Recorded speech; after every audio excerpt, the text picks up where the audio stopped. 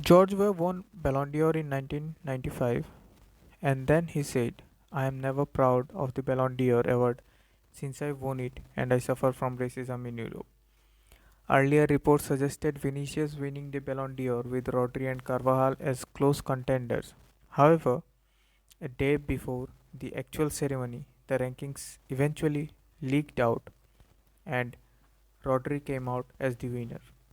And there is a conspiracy theory that George Weah's words are coming true again. Let's look at the criteria for winning the Ballon d'Or. UEFA lists three major criteria for winning the Ballon d'Or. Number one, individual performances, decisive and impressive character. Number two, team performances and achievements. And number three, class and fair play.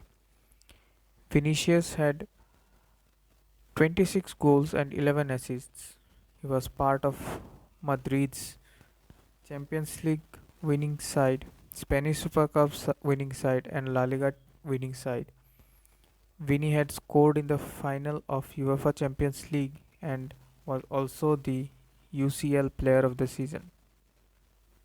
Rodri had 12 goals and 14 assists and was City's one of the main players which won their fourth consecutive Premier League title, their first Club World Cup and UEFA Super Cup. Rodri was also part of Spain's Euro winning side and was the player of the tournament of Euro 2024. Dani Carvajal had 7 goals and 5 assists and was part of Madrid's Champions League winning team, Spanish Super Cup winning team and La Liga winning team. He was also part of Spain's Euro 2024 winning side. Carvajal had scored in the final of UEFA Champions League and was also awarded the man of the match in the final. The problem with this is that how fair is it to compare goals and assists of a forward to a defender and to a defensive midfielder? Who how will stats of players playing in three different positions and two different leagues be compared to each other? That brings me to another point, the third criteria, class and fair play.